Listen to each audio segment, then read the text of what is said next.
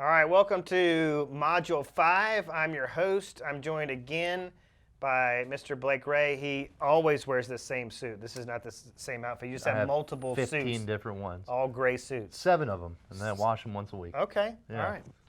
All right, so shocker here. Should we start out the day with a little hot sheet research? I think if you're questioning it, you probably need to go back to Monday and start again. Okay, which wouldn't be a bad idea anyway. Yeah, probably not. We're that interesting. I think so. Then we're going to go to lead follow-up. We should really have some solid leads to follow up by Friday based on all these videos and Craigslist posts and Facebook Marketplace. Would you say they've done something wrong if they don't have it? I would say that I would be scared to say they've done something wrong, but I would say let's go back to this always be testing and see if we can modify or tweak, make something more efficient, be a little more authentic maybe in our videos. Mm-hmm. You know, I've had some agents that it looks like they're auditioning for a role on Days of Our Lives. Right. You know, they've got this whole Wind machine blowing yeah. up. And you can just tell, like, look, that's not it. I think, you know, people are going to be attracted to your authenticity and your vulnerability. Yeah. And they know just, you know, personally, like, they're like, that's the worst thing. Doing a Facebook Live video, I can't think of something worse. Mm-hmm. So they're going to appreciate the fact that you had the grit to do it. Yeah. So if you're trying to just kind of fluff your way through it or be somebody that you're not, it's going to backfire on you. So you're not connecting with your audience if you don't have some sort of at least a conversation started by Friday. All right, we got a lot to cover on Friday, so let's jump back in. So while we're at the office, I want you to go ahead and renew that Craigslist open house ad, and let's get that recirculating once again. And I want you to go back and do your MLS research again because something in the subdivision could have gone pending since Monday. So there could be a new listing, right? Absolutely. So we need to stay up to date on what's going on there, but we could find that one of those listings has expired.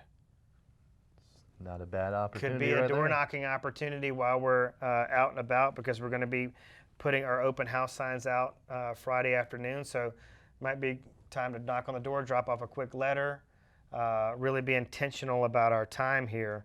But we'll be getting in, there'll be a whole other section on expired listing prospecting. So I think you're going to have a lot of fun with this because we're going to be doing another video on Friday.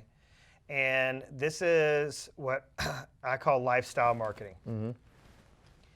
And it is a way that we can advertise the open house, but also be an advocate for the local community. I think even better yet would be an advocate for the small business owner within the community. Absolutely. This is a really good time to interject here and talk about how that as a real estate agent, you're an entrepreneur. You are a small business owner in your own right. And a lot of real estate agents don't think about themselves as running a business. This is just basically their job description is more of a hobbyist than it is a business owner. But if you're implementing days of the week like this where you have these consistent activities that you're doing day in, day out, you are definitely 100% running your business more like a business. But the small business owner can relate to the real estate agent. They know what you're going through. They'll be an advocate. Yeah, it's a tribe, you know? Yeah, it is. Yeah. It is. It tribe, a cult, whatever. You guys are all interlocked and you don't even know each other. Right. So where we're going here is kind of like down the road of the go-giver, the law of reciprocity. You know, the only way to receive is to give. Mm-hmm. So I think most business owners would not argue the fact that Facebook Live has a very beneficial component to it. Like it will drive eyeballs, traffic through the threshold of their business. Mm-hmm. I think the secret's kind of out on that. So approaching a small business owner with the prospect of doing a video to promote their business, they're going to be receptive to that invitation, I think. Not many of them aren't. Yeah. I'll put it that way. And it's way easier. So this is where it gets tricky, okay? Mm-hmm. So you're really going to have to put yourself out there and shoot a video in front of potentially a live audience, which we already know I'm freaked out by doing the Facebook Live video. Yep. Just by myself in a subdivision randomly with nobody around. Oh, but put me in a coffee shop filled with people and I'm freaking out. But like, this is not exactly a comfortable thing being in front of the camera, but us being together and having it be more conversational makes it a little bit easier, doesn't it? That's a big, keeping it conversational. Mm-hmm. Like I used to think, well, I don't have the interviewing skills of Barbara Walters. So how am I going to provide value to the lady at the coffee shop?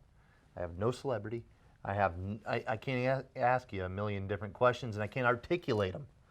And really all you find is when you go in there and you just start talking to people, like you'll aim and go, oh, I hope we can get 6 minutes out of this. I hope. 13 minutes later, you're like, how did that happen? You know, we're not even almost done, and we're at 20 minutes. Right. So it's much easier if you're doing it with somebody.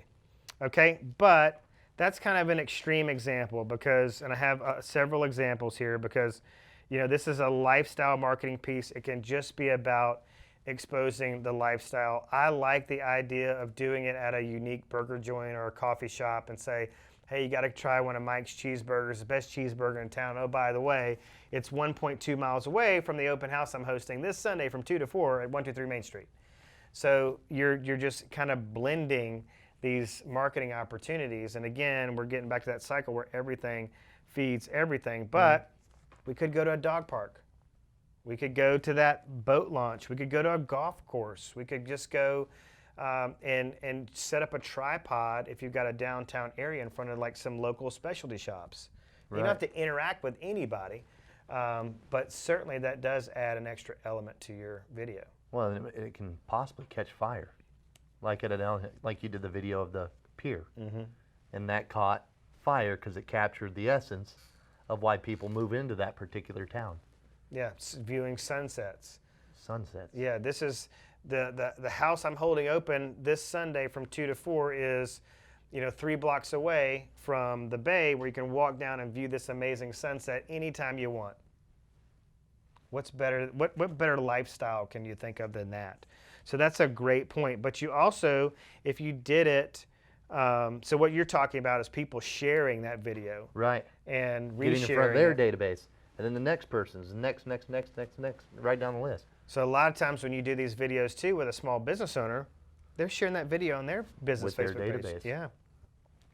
So super key point to mention. Now, going back to kind of pet peeves, I'm very disappointed when I find out that if I produce one of those videos that catches fire, like you say, and I just let it live on Facebook alone, I feel like that's bad. I feel like that you're doing a disservice to your content. This could be content that you could reuse in a blog or reuse on another social media platform. I like posting content different days, different times on different platforms to reach a different audience. But I also love the fact that YouTube is really like the library of our content. And it's got this perpetuity effect where it can generate leads for the weeks and months and years to come by putting it out there on YouTube. So you can download a Facebook Live video, or if it's a pre-recorded video, you just upload it right to YouTube, and you can do that right from your phone. It's pretty simple. Simple stuff. YouTube videos can be boosted just like Facebook videos. I don't want to get too technical in this course about that. We can dive much deeper into that in later courses. But, just the trial and error effect of this, just by, like you said, just starting somewhere and getting the content out there, it's going to serve you, okay? And you're going to get better at it. All right, so shoot your lifestyle video, and then you can install your open house signs. You need to do that in accordance with your city rules and regulations about what time they can be posted, how many can be posted, what's the placement around intersections, because some towns are very, very strict about that. You could get Very your much so. signs taken or even fined. Yep. Yeah, so it's bad. Then the last thing we're going to do to close out Friday is we're going to go back to the office and just start working on your open house flyers. I feel like you should have enough time here to finish your open house flyers and just get them done, get them printed, get them ready to rock and roll, so that it's just one less thing you got to do on Sunday. Pretty simple. And there's a lot of free sites on the internet where you can use Canva. We've already mentioned that to create these flyers, and or leveraging it out to, like what you said, to a local lender. And the lender, if you ask, will not only do the flyers, but they'll probably bring the food and the drinks to your open house. Yeah. I mean, I didn't even touch on that, but Yeah. I'm like, they'll bring gift cards.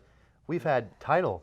I mean, and also too, folks, the more of the successful, the climb you get, the more these gifts and lavish things become. Hey, anytime you get a chance, I would love to give you a $50 gift card to give away at your open house. Now, did I ask for it? No. And that's good. But even if I was to ask for it when I didn't have a sale, there's going to be somebody that goes, we're rolling. All right, we're rolling. We're rolling, Blake Ray.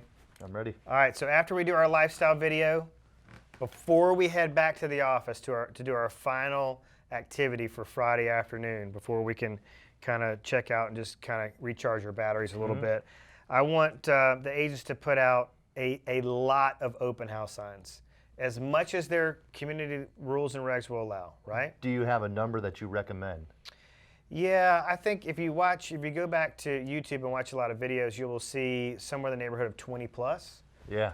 And, we're trying to separate ourselves, right, from the average agent. The average agent may put out 5 signs, or let's say. Maybe. Maybe. One in major intersection, one at second, one in front of the house. I think, I like to put mine, to stagger them leading up to the address. So, maybe 100 yards out, they see one, 75, 50, we start getting closer. Because, they could be driving at a high rate of speed. Right. You're just assuming that one little sign in front of the subdivision is going to get somebody to pull in. Make them slam on their brakes. Right. Tell them to stop what they're doing. Don't worry about the kids in the car. They're coming into the house. Right. Not happening.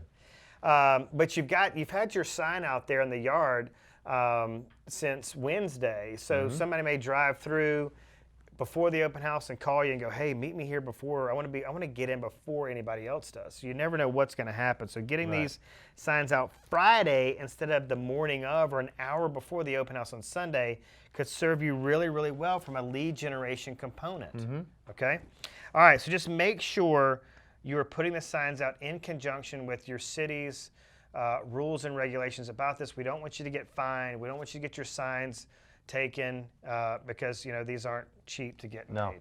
Okay. All right. So when you get back to the house, our final activity is prepare a nice looking flyer for the open house. And as you appropriately mentioned, this is something they can leverage to the lender, who would be happy to prepare the flyers. Maybe even bring the bottled waters, the cookies, whatever you want to. Gift cards, whatever you can gift think cards. So they love it. Yeah, they actually have a marketing budget that's dedicated to this. So if they're not spending it, their manager's going, "Hey, are you not out there trying to connect with the real estate agents and build relationships?" And they're good for a free lunch too, most of them too. That's a little insider tip. But you just got to ask. Literally, you just got to ask. And it's not going to be weird. They're not going to go, "I don't know about you. How much have you produced?" They want your business at the front end because of loyalty. So you're actually more of an advantage at them if you haven't closed anything, because then they're going to go, "All right, you haven't closed anything, Jason. I'm your guy from now on, because remember, I gave you $12 in sandwiches and $25 gift card. So now you give me your millions of dollars in business for the rest of your life." Loyalty. Yeah. That's what they're going to do. Well, the other thing that can happen during that lunch is that you actually learn about loan programs and qualifications. So when somebody walks into your open house and you start asking them questions like, "Hey, how long have you been looking? Have you spoken to a mortgage professional? Oh, do you happen to know your credit score?" Yeah. You can start going, "Well, listen, you actually are a candidate for this no money down loan program," and boom, they maybe were working with an agent. Our agent never suggested that. We want to work with you. Yeah. And free lunch. But I was thinking more of that's better. Yeah. but free lunch. Yeah, I'm in charge. Yep. All right, that's it for Friday. Stay tuned. We got a little bit to wrap up here for Saturday in preparation for Sunday's big event.